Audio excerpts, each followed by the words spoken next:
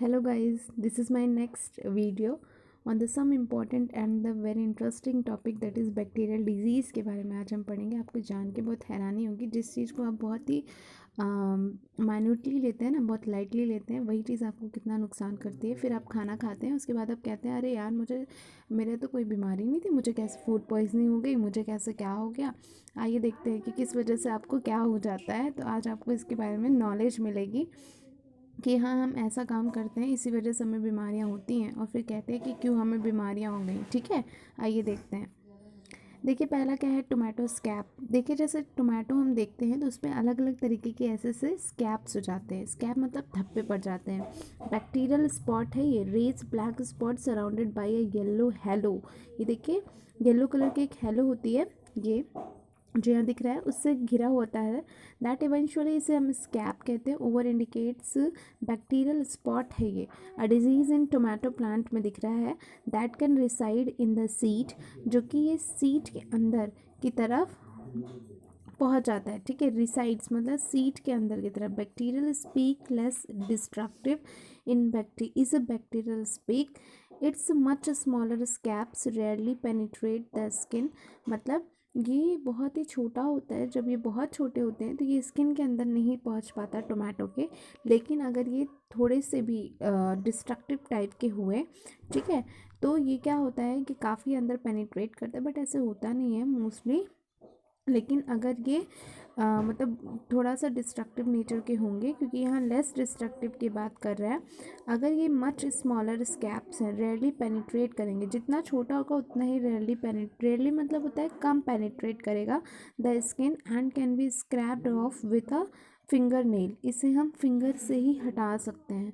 ठीक है, तो ये बहुत ही ज़्यादा हार्म नहीं करता, लेकिन किसी किसी केसेस में ये बहुत ज़्यादा डीप हो जाता है, जिससे पूरा का पूरा टोमेटो पूरी तरीके से बेकार हो जाता है। ये बैक्टीरियल एक स्पॉट होता है और बैक्टीरियल एक डिजीज़ है।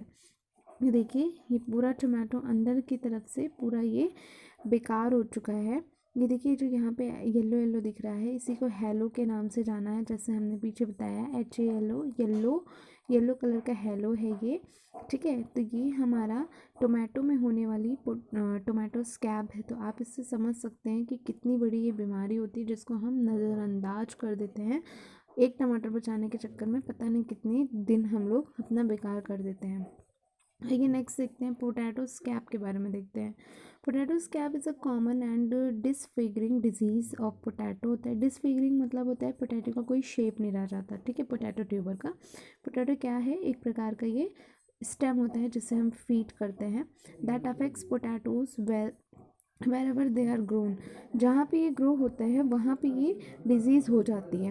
Potato scab is cause by bacterium streptomyces scabies के थ्रू ये डिजीज़ कॉज होती है, जो कि एक बैक्टीरियम है स्ट्रेप्टोमाइस स्कैबिस। देखिए यहाँ पे अंडरलाइन नहीं है, फिर बता रही हूँ। जेनरा जो होगा, जीनस जो होगा, उसमें हर कैपिटल से स्टार्ट होगा, अंडरलाइन होगी। स्पीसीज स्मॉल से स्टार्ट होगा, अंडरलाइन होगी, सेपरेट अंडरलाइन होती है।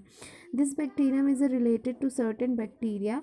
ये कुछ बैक्टीरिया से रिलेट होता है जो प्रोड्यूस करते हैं एंटीबायोटिक को प्रोड्यूस करते हैं। ठीक है, स्ट्रेप्टोमाइस करके एक बैक्टीरिया होता है जो कि मेडिसिन्स वगैरह में यूज होता है। तो वहाँ से रिलेट करके बताया जा रहा है। Use to treat human disease, इसे यूज़ किया जाता है ह्यूमन डिजीज़ को ट्रीट करने के लिए। किसे, स्ट्रेप्टोमाइसिस को। बट स्कैबिस जो है ये एक ऐसी स्पीसीज़ है जो कि ट्यूबर में डिजीज़ कॉज करती है। लेकिन स्ट्रेप्टोमाइस, ठीक है, ये जीनस है बैक्टीरिया का, जो कि यूज़फुल होता है ह्यूमन डिजीज़ के ट्रीटमेंट के लिए। ये देखिए इसको भी हम क्या करते हैं, नज़रअंदाज करते हैं और सोचते हैं कि हमारी आलू कैसे भी करके बच जाए। लेकिन इसको बचाने के चक्कर में हम अपनी लाइफ को डिस्ट्रॉय करते रहते हैं। ठीक है, आइए नेक्स्ट देखते हैं। That is tobacco mosaic virus, इसको हम शॉर्ट में TMB कहते हैं। The virus infected brinjal plant को इन्फेक्ट करता है। Exhibit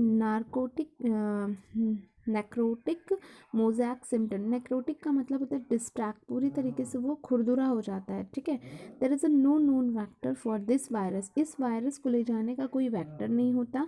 the virus is a mechanically sap transmissible. Sap मतलब क्या होता है, जैसे कोई भी प्लांट होता है उसके अंदर वाटर तो होता ही है, तो जो भी लिक्विड सब्सटेंस होते हैं उसी को सैप कहते हैं। तो ये सैप के ट्रांसमिसिबल से फैलता है। देखिए क्या होता है, जो बैक्टीरिया होता है, सॉरी, जो वायरस होता है वो मोस्टली जो होता है उसका जब ट्रांसमिशन होता है ना, तो उसमें कोई वेक्टर एज अ वेक्टर नहीं, मोस्टली तो वो वेक्टर के थ्रू नहीं होता, वो सैप के थ्रू ही उसका ट्रांसमिशन होता है, ठीक है।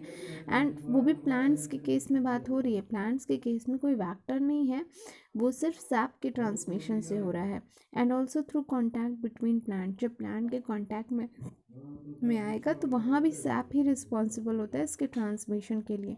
The virus is a seed transmitted in solanum melongena, that is the botanical name of brinjal.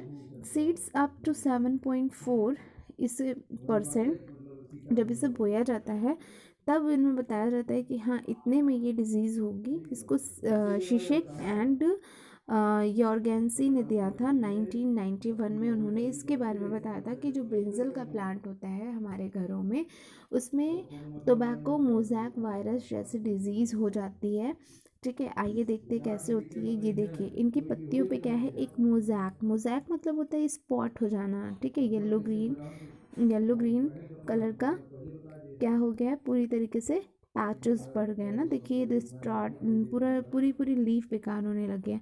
अब ये और डार्क होगा, फिर कॉर्की नेचर हो जाएगा, तो ये और हार्मफुल होगा, ठीक है। द नेक्स्ट देखते हैं ये क्या है। इसको तो आपने बहुत अच्छे से देखा होगा और रिकॉग्नाइज भी किया होगा। इसको हम सिट्रस कैंकर कहते हैं। सिट्रस मतलब नींबू में होने वाली बीमारी। ये भी एक प्रकार का बैक्टीरिया की ही ये डिजीज़ है। Citrus canker is a disease affecting citrus species cause by the bacterium xanthomonas axonopodis, ठीक है। Infection causes lesions on the leaves. Leaves के अंदर लीजन होता है, लीजन मतलब धब्बे जैसे पड़ जाते हैं, स्टेम पे हो जाता है। And fruit of citrus trees के फ्रूट पे, ठीक है, हो जाता है, पूरी के पूरे लाइम पे हो जाता है, ऑरेंज पे होता है, और ग्रेप फ्रूट पे भी ये डिजीज़ कॉज्ड होती है। जितने भी सिट्रस वाले फ्रूट होते हैं, जितने भी खट्टे फ्रूट होते हैं, उन सब में ये बीमारी कॉज्ड होती है, ठीक है। कॉजल एजेंट्स क्या हैं, ज़ैंथोमोनास एनॉक्सोपोडिस। ज़ैंथोमोनास एनॉक्सोपोडिस जो है उसे हम सिट्री भी कहते हैं। तो ये एक कॉजल एजेंट होता है सिट्रस कैंकर डिजीज़ का, ठीक है। ये नींबू में होता है, कि देखिए कितना भयंकर तरीके से ये डिज़ीज़ है, ये बैक्टीरियल डिजीज़ है, लेकिन हम इसके लिए अवेयर नहीं होते हैं कि हाँ ये भी कुछ ऐसा है। तो गाँव में तो इसके लिए कोई इतना ध्यान ही नहीं देता, जो हो रहा है होने दिया जाए। तो ऐसे नहीं करना है, हमें अपने हर एक चीज़ के बारे में नॉलेज होनी बहुत ज़रूरी है। तो हमने आज कुछ इम्पोर्टेंट डिज़ीज़ के बारे में देखा। मैंने सोचा चलिए आज थोड़ा कुछ नया करते हैं, कुछ नई वीडियोस अपलोड करते हैं, जिससे आपका इंटरेस्ट थोड़ा बढ़ जाए। और वही इकोलॉजी पढ़ते पढ़ते हम बोर हो गए थे, तो हमने इसे थोड़ा सा न्यू वे में ट्राई किया है। सो प्लीज़ आप इसे इंजॉय करिएगा। होपफुल कि आपके लिए बहुत ही मज़ेदार वीडियो रही होगी।